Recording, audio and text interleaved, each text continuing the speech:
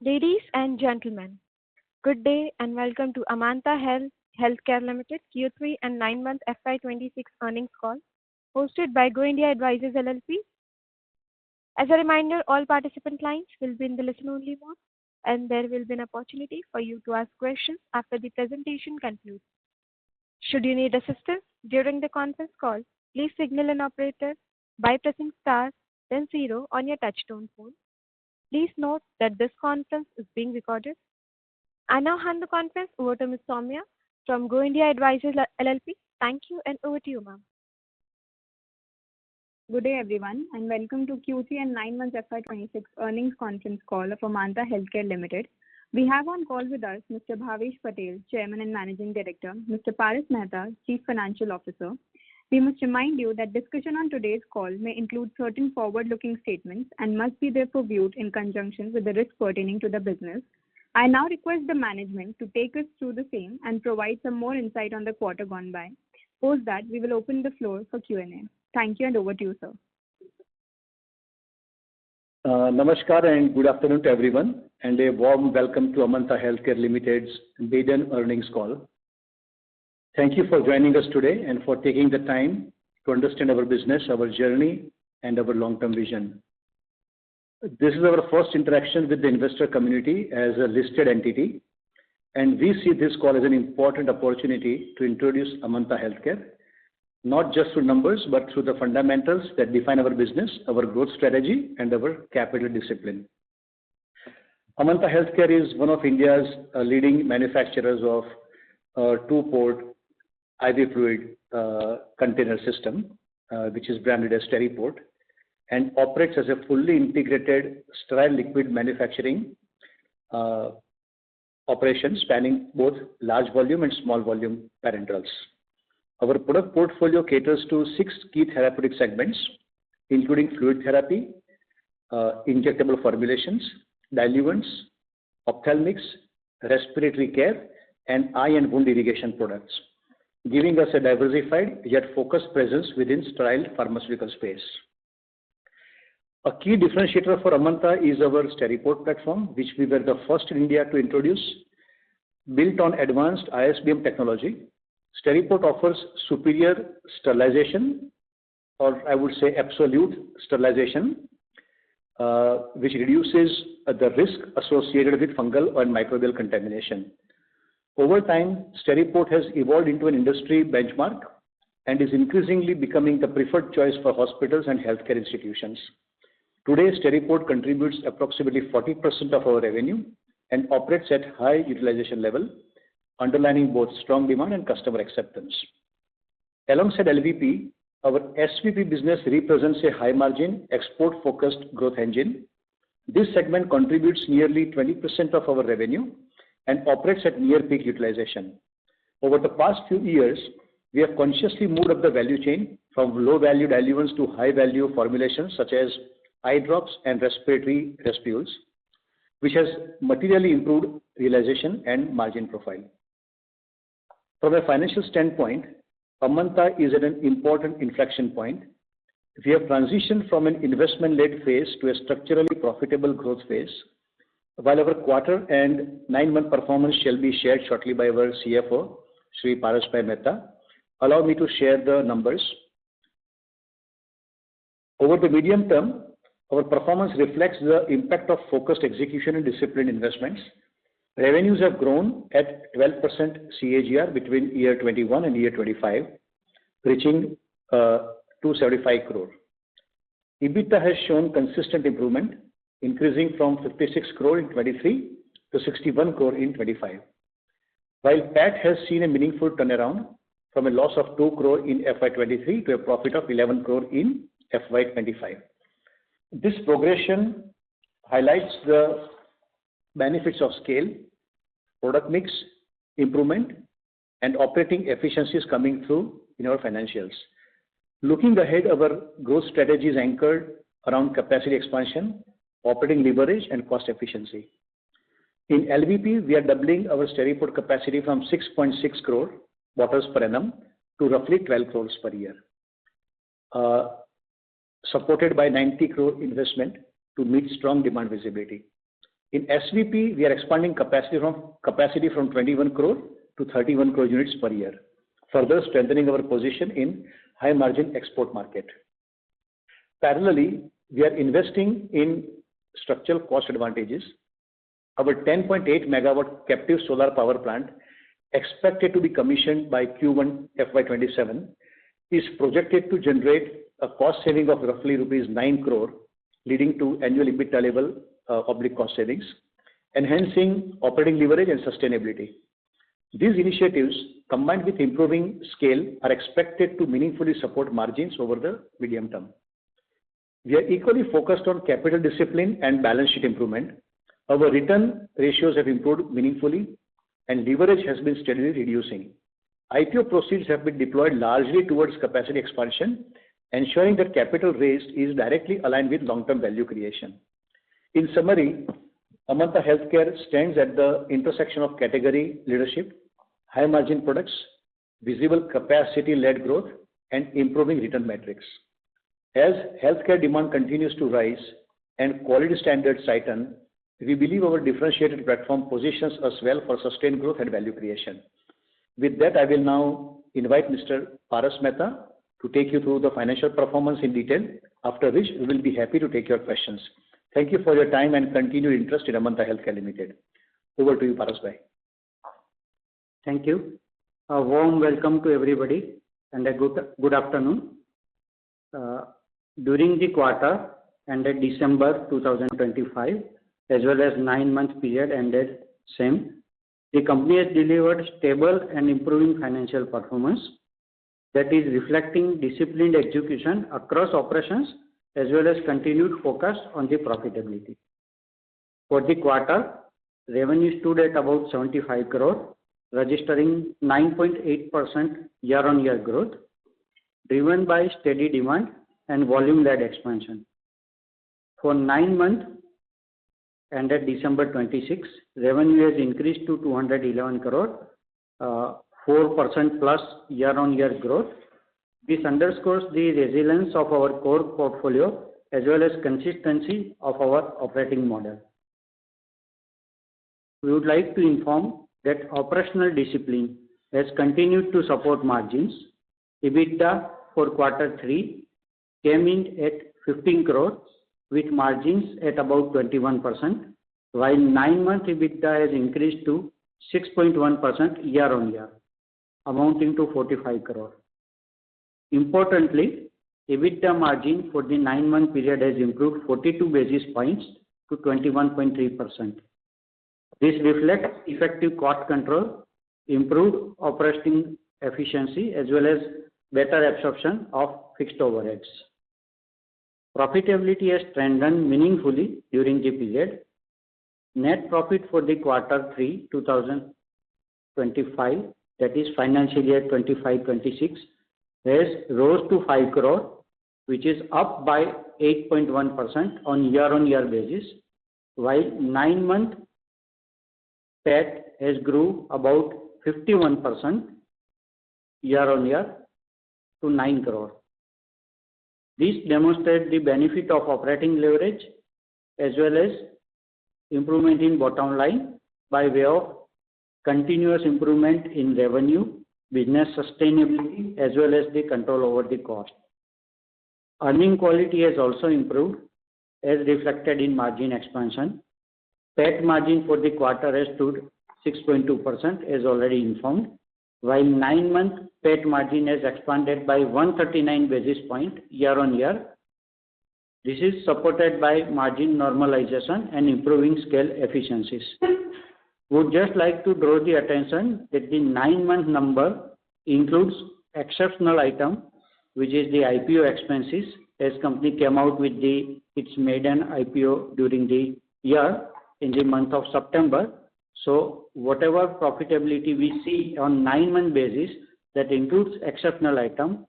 When we add back, it gives a even more and better results.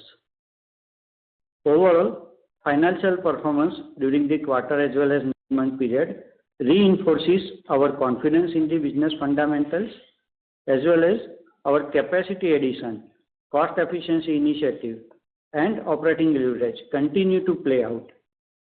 We as a company and management remain focused on sustaining margins, improving return ratios, maintaining disciplined balance sheet, and improving all the ratios in the financial terms, while supporting the future growth by way of expansion, for which we came out with the IPO. The IPO growth and the CapEx through IPO is going to be reflected in coming quarters. It is not yet started. So whatever results we are looking at is on the same capacity what we had during the last year.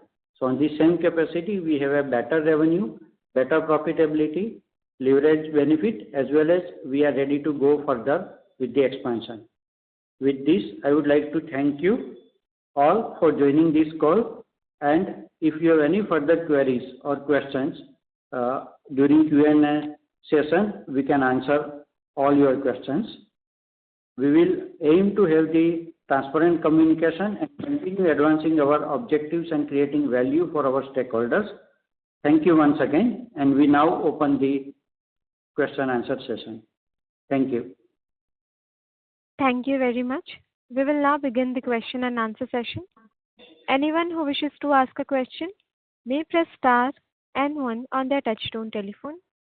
If you wish to remove yourself from the question queue, you may press star and 2. Participants are requested to use handsets while asking a question. Ladies and gentlemen, we will wait for a moment while the question queue assembles.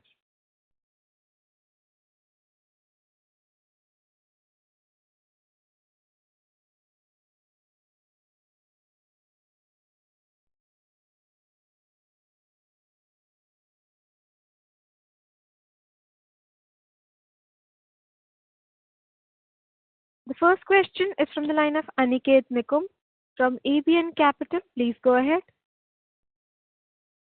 Hi, thank you for the opportunity, sir, and congratulations on successful IPO. Sir, my first question is, can you tell us a little bit about the current status of the CapEx and when we are expecting the new facility to go live? We had initiated this expansion way before the IPO was conceived.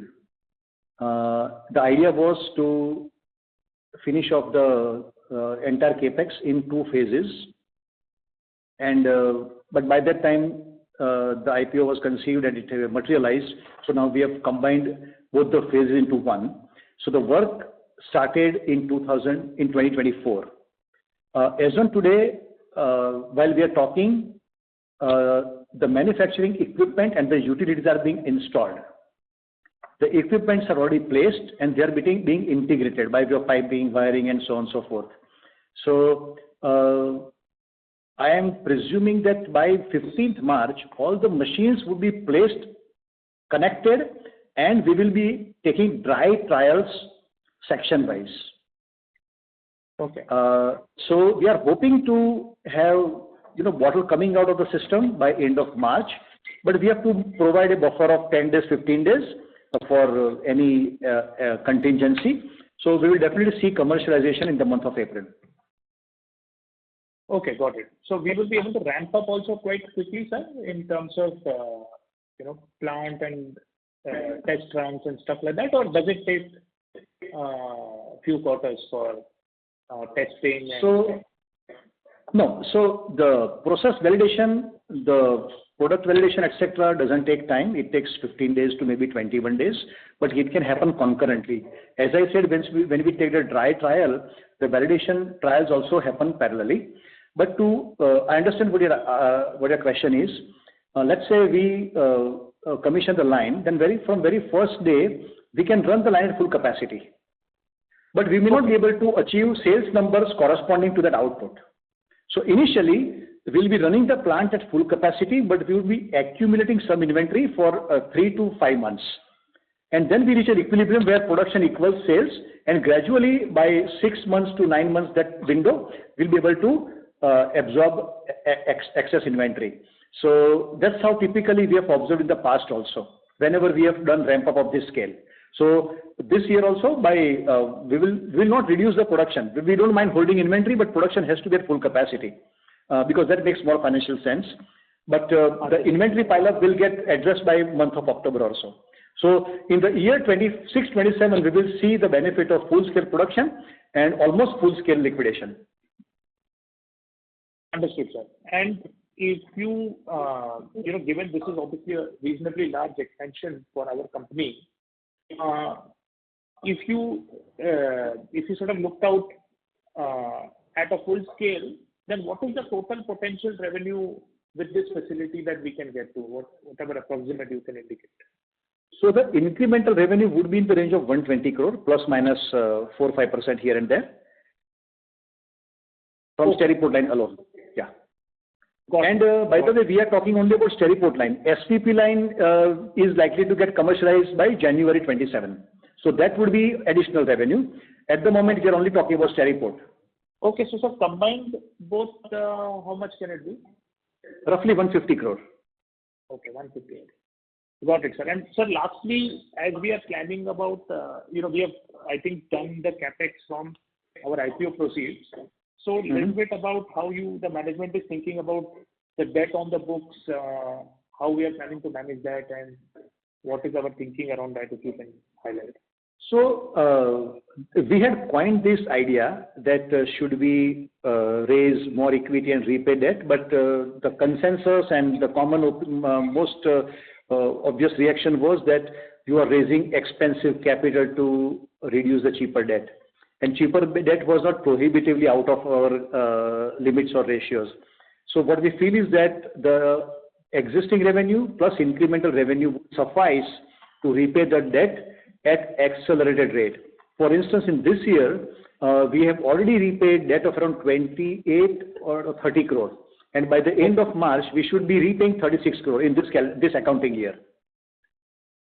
Similarly, so accounting year, broadly, what will be our debt at March? Maybe because it's right here. The debt by and will remain almost same. Maybe it will reduce to only 5 crore in spite of paying 36 crore because we are raising 30 crore debt for solar project. So the debt number doesn't change much, but our cost efficiency improves because solar is likely to save, contribute around 9 crore per year in terms of cost saving. Okay. But sir, eventually, so to answer your question, I'm sorry. To answer your question, just last thing, sir. Therefore, over a 2-3 year period, our thinking is to repay debt, because I see in your presentation also you sort of guided that, indicated that capex will reduce next year onwards. Yes. So once we have commissioned steady port line and once we complete our SVP expansion, which is through IPO proceeds, there will be enough growth drivers within this asset group. For instance, I answered a question about steady port, how fast we can ramp up. So steady port can be ramped up because it's addressed to India as a large, non-fragmented market. But SVP ramp up to sizable EBITDA level will take 1 to 2 years because that's addressed to different markets, they are regulated, and there are different product offerings. So SVP alone will be offering enough growth drivers within our portfolio. So of course, some capex in pharma capex is done. I mean, you can't escape that situation. But we will see as compared to capex, the value creation would be incrementally much higher than the capex demand. No, understood. Makes sense, sir. Wish you all the best and look forward to continued interaction. I'll go back in the queue. Thank you very much. Thank you.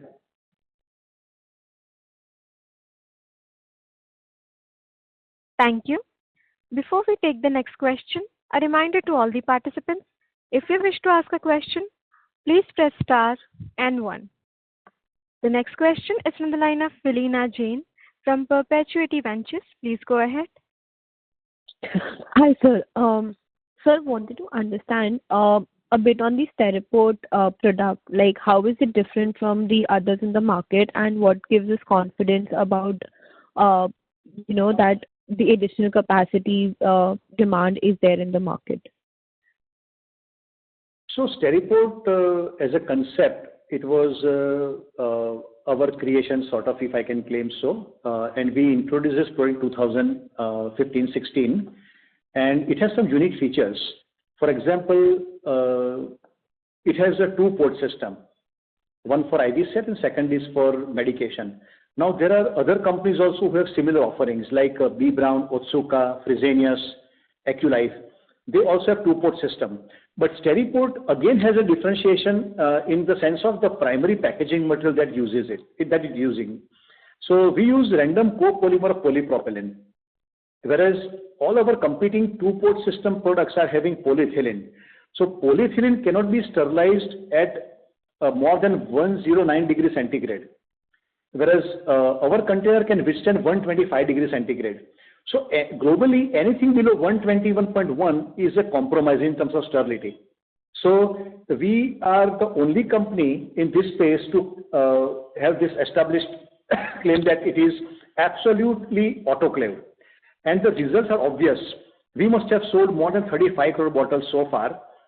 We have not got a single complaint of fungal contamination. Not even one complaint. So this is something which gives comfort to the paramedics and medical fraternity and to us as operator also. Apart from this, SteriPort, although it is thinner than polyethylene, it is having 5 times more tensile strength. So the container is not breached. Making solution sterile is the simplest of the process, but maintaining the integrity of solution in the sterile form is the challenge. Be it glass, because in glass also you can have hairline crack. You can't see it, but it's there and can lead to fungal contamination. So container integrity is of supreme importance in this space, and that's what SteriPort is offering. And I think that is the reason why it is a most preferred pack amongst intensivists, oncologists, high dependency units, etc. Got it. Sir, secondly, on our solar plant, you mentioned that we'll have 9 crores of cost savings. Would this be on EBITDA or PBT level? EBITDA level. But Okay. it would be, I think 9 crore saving is gross saving minus operating cost, but not interest. All the maintenance and running costs will be debited, and then what you save is 9 crore minus interest. But normally for payback you don't count interest. Got it. And sir, when would the solar plant be operational by? So our target is to commission the entire facility by March end, but then you have to have regulatory approvals and they take some time. So we are hoping that we should be operational by end of April. Okay. Got it. So from May onwards, we should be accruing the benefit of this. Okay. Understood. And so on the debt part, I see that our finance cost has been coming down despite us adding another 30 crores of debt, which we sort of paid off as well. So could you help us understand how our interest cost has changed and how it's been changed going forward as we keep on paying debt? I think the interest cost is coming down because of repayment, but main change is in the coupon rate, but it is still not getting captured adequately here. Most of the cost-effective borrowing has been done from September onwards, so it hardly gets captured here, but in coming months we'll see a larger effect of that, but primarily because of repayment and reduction in coupon rate. Paras, you want to add anything to this or? No, That's about it. So what would be the reduction in interest rate in the coupon rate which we have seen? Come again, please. What would be the reduction in coupon rate which we have seen? I think it's varying from 250 BPS to 400 BPS. We had preference instrument of from KKR time, and that was to be redeemed in 28, but we have done earlier redemption. So their reduction would be roughly 500 BPS. But there was roughly 11 crore. But generally it is 250 to 400 BPS points. Got it. Secondly, sir, you also mentioned that on the SVP side, we'll take 1 to 2 years to ramp up the offerings. So does this mean that the 30 crore revenue will take 1 to 2 years to come in, or you can do value addition in 30 crores and ramp it up further? Can you elaborate on that? No, what I meant was that Steriport is addressed to India, which is a large market, non-fragmented one. There are no regulatory barriers. So there the ramp up can happen very fast. But likewise, unlike that, SVP is primarily addressed to international audience. So that's where we have to wait for approvals, change variation, filing, etc. So initially, the capacity utilization would not be a challenge. We'll be running the plant at full capacity, we'll make diluents, but the kind of EBITDA levels we have seen historically in SVP, that level or exceeding that may take 2 years. That's what we mean. I think that's what we mentioned in the projection also in the past. Understood. Thank you, sir. Thank you. A reminder to all the participants that you may press star and 1 to ask a question. The next question is from the line of Dhairya Trivedi from DJT Investments. Please go ahead. Hi, sir. Congratulations on a successful IPO and on your maiden earnings call. My first question is around Steriport. So basically, you're mentioning that the capacity increase through Steriport is going to be roughly 5 crore units? Yes. Okay. So I'm just referring to slide 12. In that, FY25 number is 6.6 and the 27 projected number is 10.6. So that adds up to roughly 4 crore units. So am I missing something there? 1 second. Steriport capacity 6.6 and 10.6.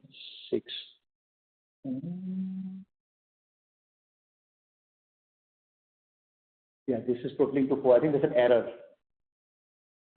So it should be 11.6, right? Okay. Yeah, 11.6. Yeah, that's a typo error.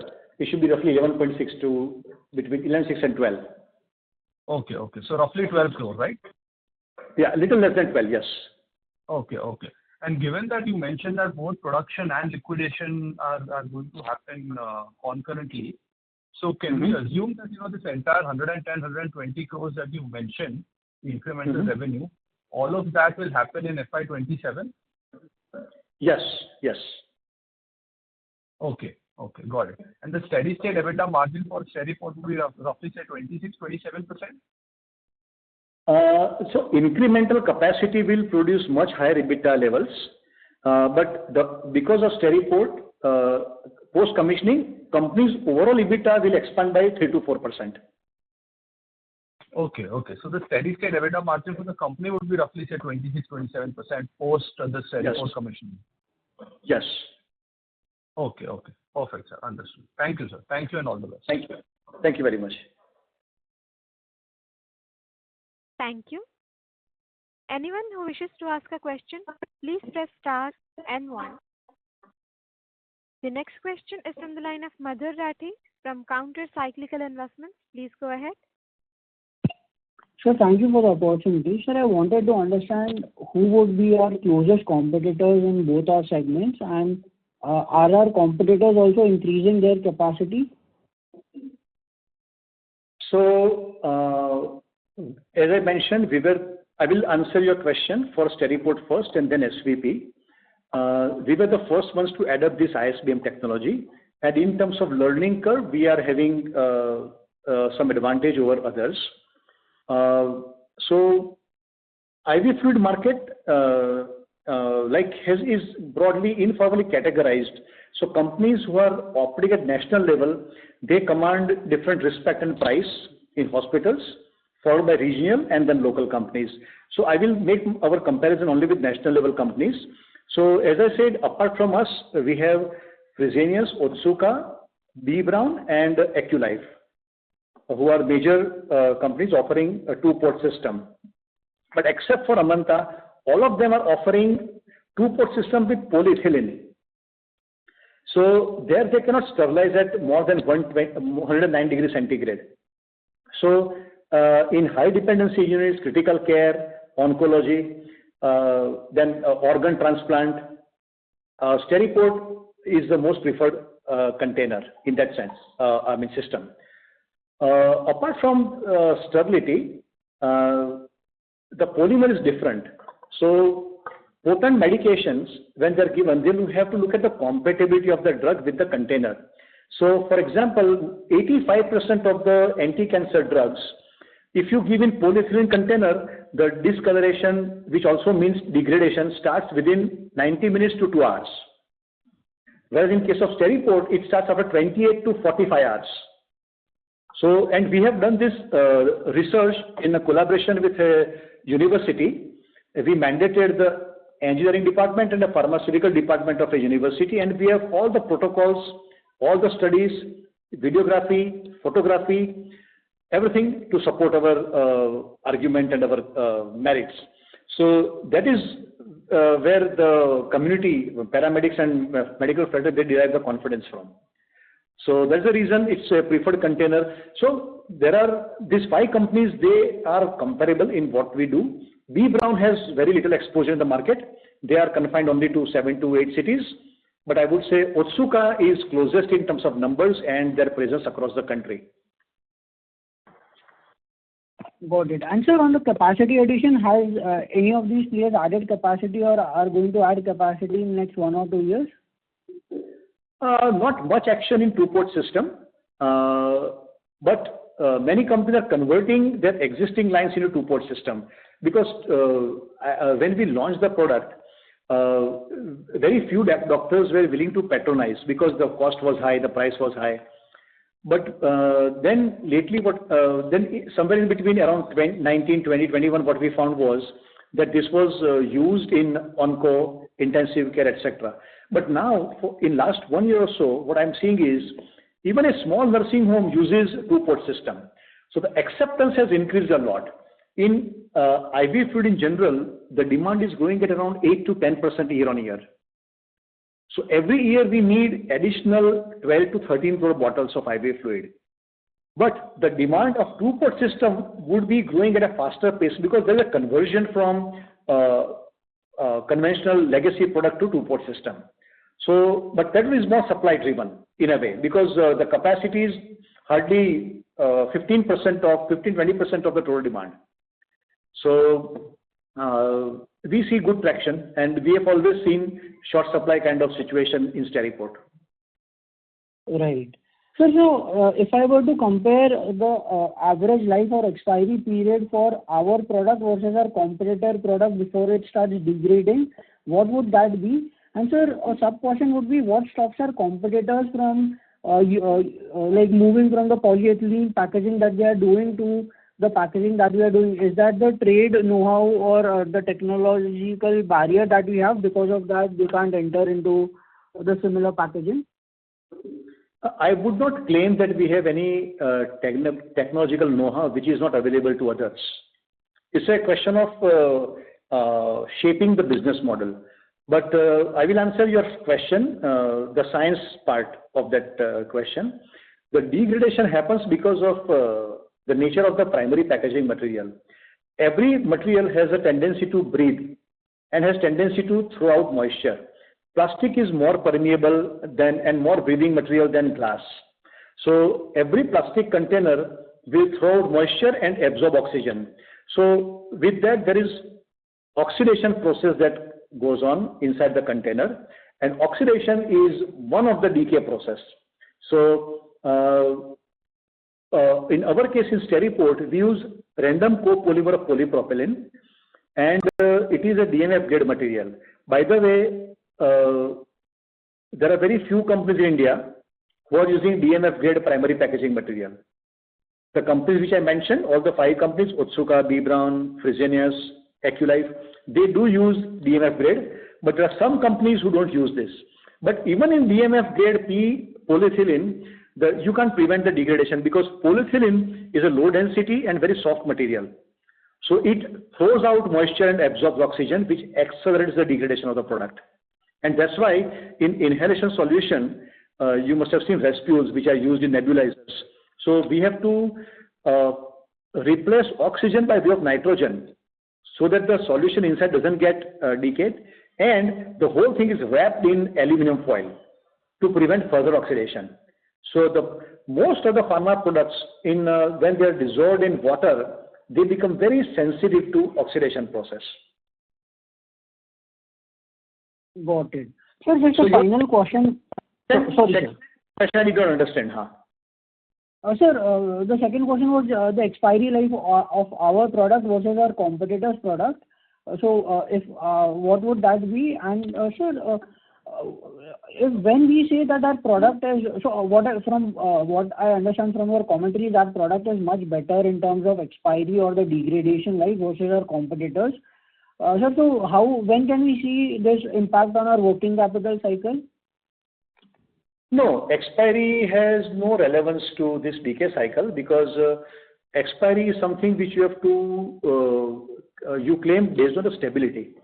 So our product stability in incubation is suggestive that for how long we can keep it valid and for how long what kind of shelf life it can have.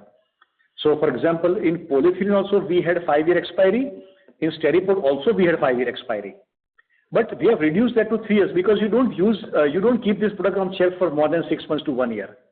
So there's no point in keeping 5-year expiry. So we all claim 3-year expiry only. That is stability. What I'm referring to is compatibility. So if you have a normal saline IV fluid, so as long as it remains normal saline, there is no change, whether it's Steripod or a conventional legacy product. But the moment you put injectable, that injection reacts with the container and then the decay process starts. So I was referring to that part. Got it. And sir, on the working capital cycle? So Paras bhai, you want to address this? Yeah. So working capital cycle will be slightly improving going forward. We are controlling our inventory and receivables. It was a phase in which it was at a higher level during IPO and post IPO. But going forward, you will see the working capital cycle improving, not by a very drastic number, but over next few quarters, there will be continuous improvement in the working capital cycle. So currently around 30. Mr. Rathi. Sure, I'll get back in the queue. Sir, thank you so much and all the best. Thank you. Ladies and gentlemen, in order to ensure that the management will be able to address questions from all the participants in the conference, please limit your questions to 2 per participant. Should you have a follow-up question, please rejoin the queue. The next question is from the line of Saket Kapoor from Kapoor and Company. Please go ahead. Yeah, namaskar, sir. Thank you for the opportunity. Namaskar. Yes, sir. Sir, firstly, when we look at our accounts presentation, just correct me here, the line item paid up capital in the P&L is being mentioned at 343.36.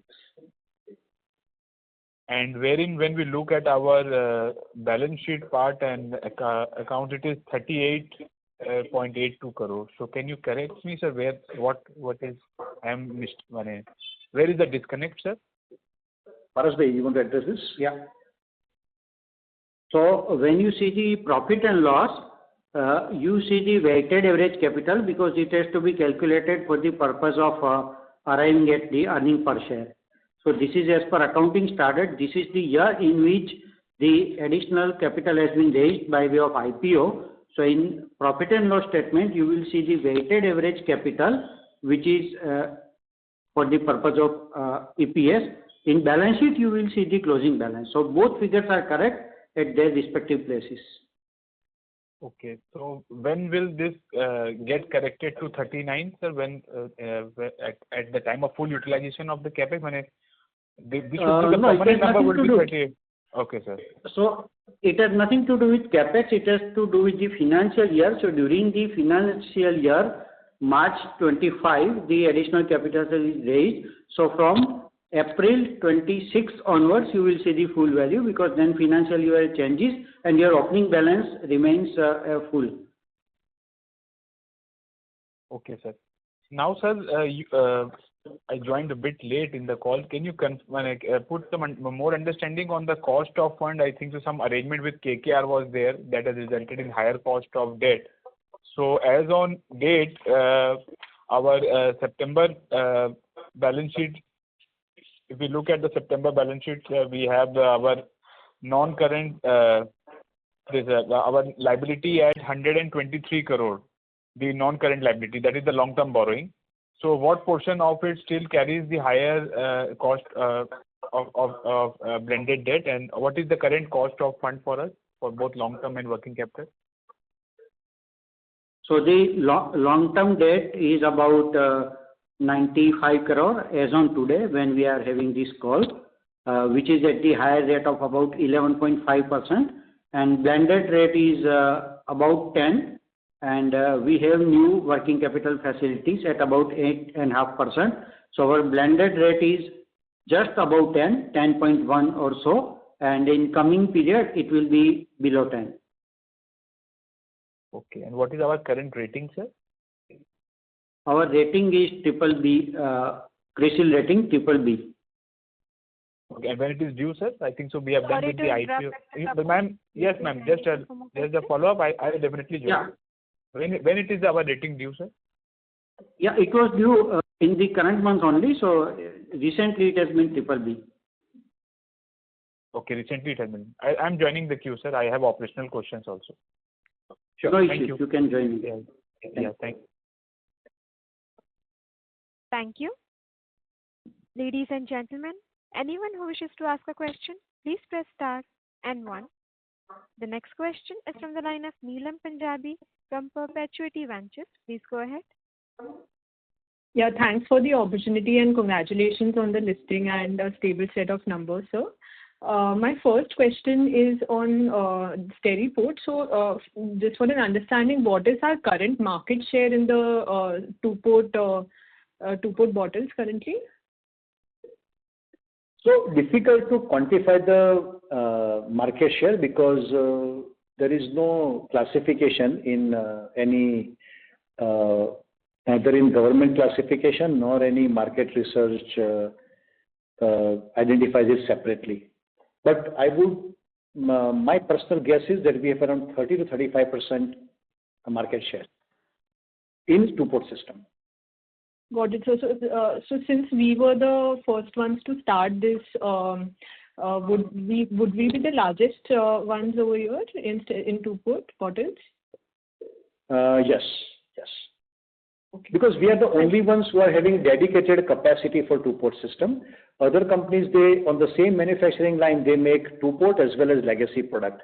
So it's very difficult to quantify how much they do. But I would say Amanta is having the largest market share in terms of both market share and price leadership, followed by Otsuka, then Fresenius, and then probably B. Brown. Okay. And my second question is on SVP. So currently we are doing about 55 crores of revenue for the 21 crore capacity. And for the incremental 10 crore capacity, we are guiding for a 30 crore incremental revenue.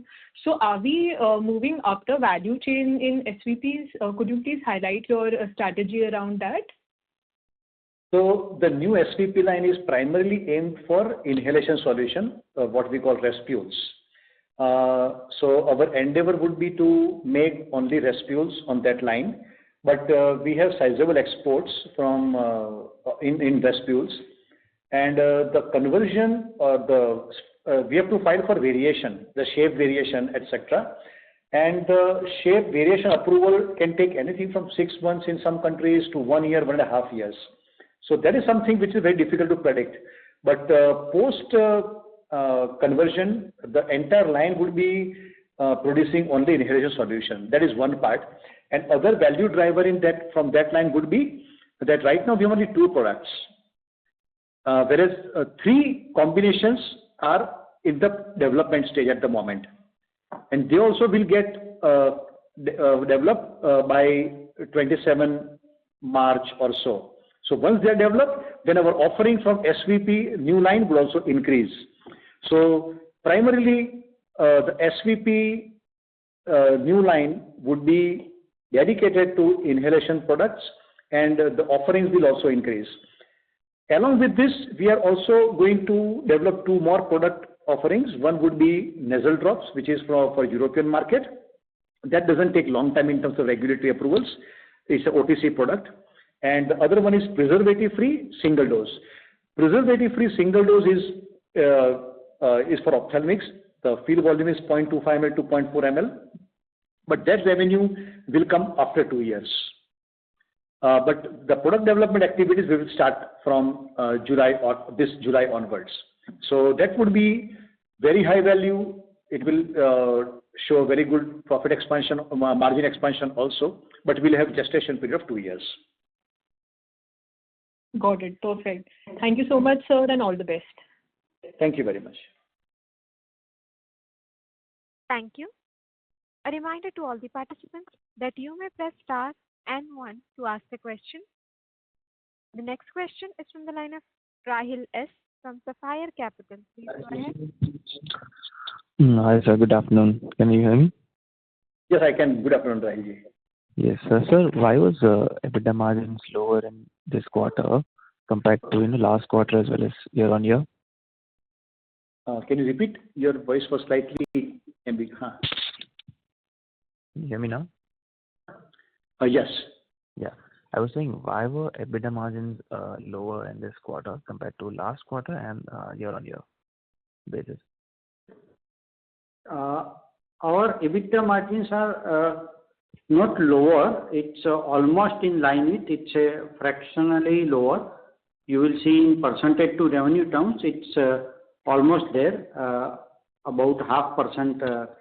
But the more leverage you see from profit before tax, which is by way of finance cost. So with additional saving in the finance cost, our profitability is improving. EBITDA obviously has the major component of fixed overheads, and with the same scale of operation and same capacity, there is pressure on the EBITDA, but we are able to cover that pressure mainly by way of cost saving as well as our operational efficiency.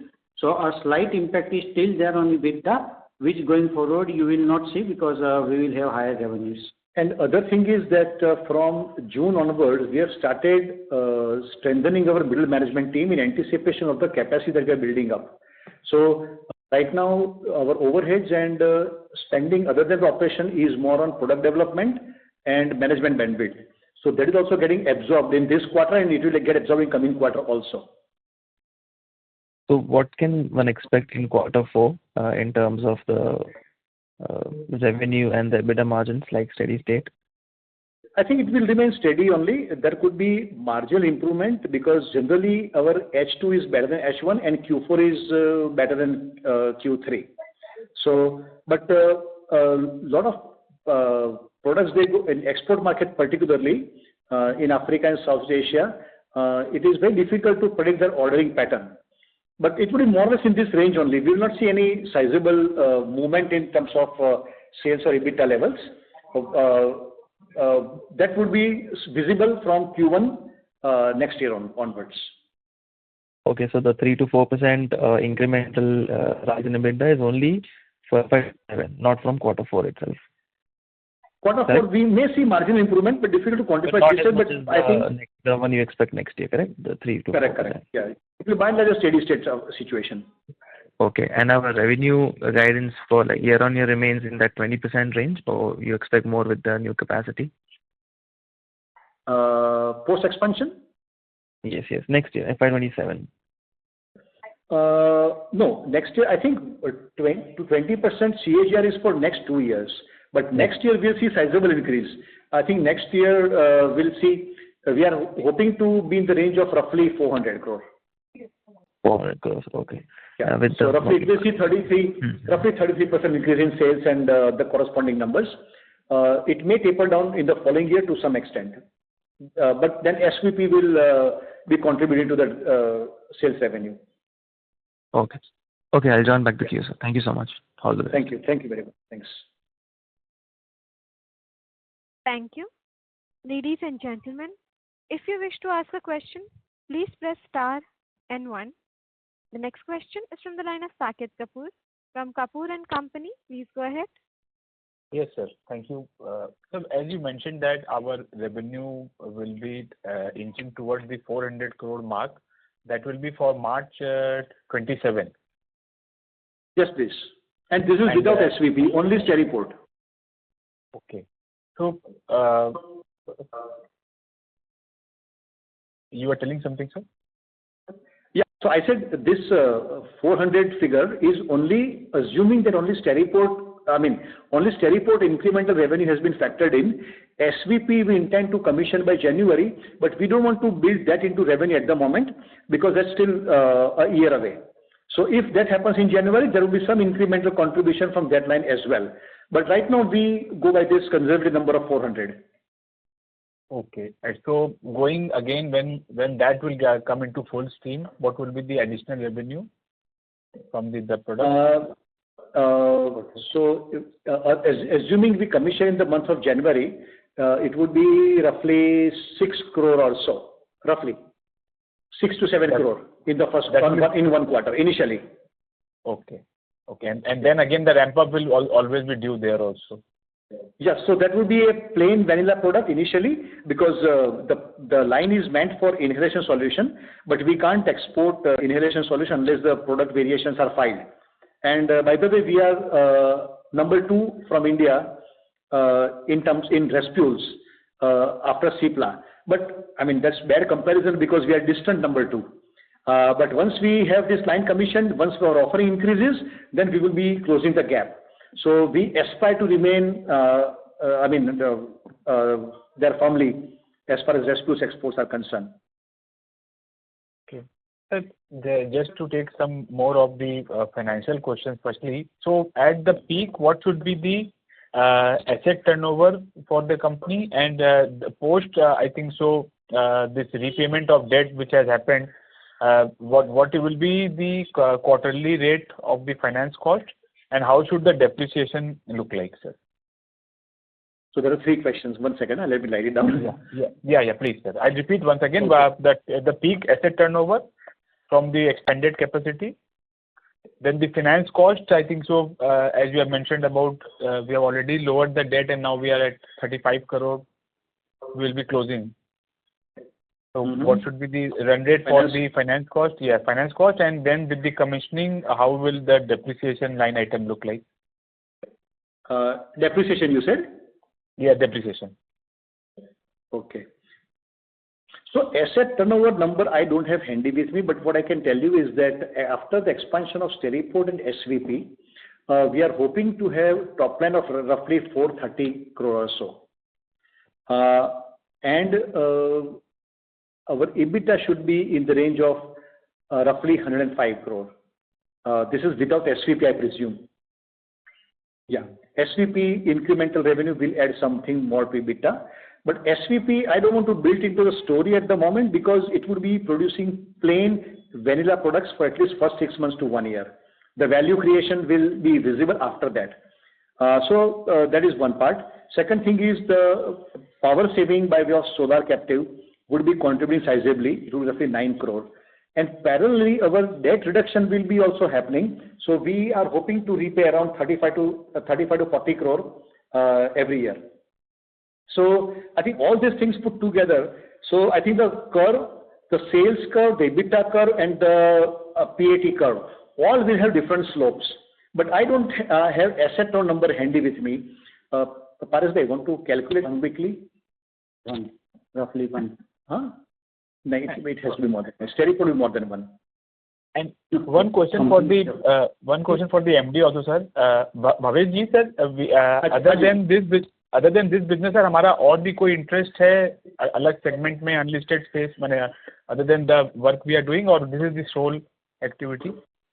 No, this is the only thing we are doing. Okay. But me in personal capacity, I have no other business. Okay, sir. And it is commendable that, sir, even at this size, we have the top-notch auditor at Pricewaterhouse doing our audit. So 500 crore top line, yeah, this is commendable, sir, to see it. No, thank you. But I think when we were having 35 crore turnover, we had Deloitte. Okay, sir. And that time we had PE though. We had taken small IFCI funding as equity, and then Tata came. So I think whenever the PE fund can, normally they insist to have this kind of big four, but we've been having big four right from beginning. So that's about it. Best practices are ensured, sir.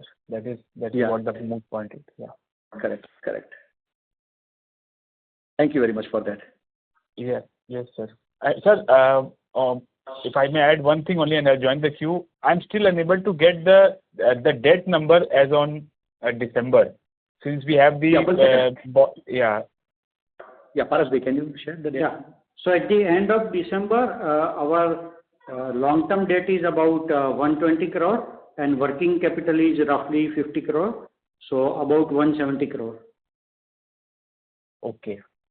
And sir, this is net of the repayment that we have done and the solar loan to whatever extent we have availed.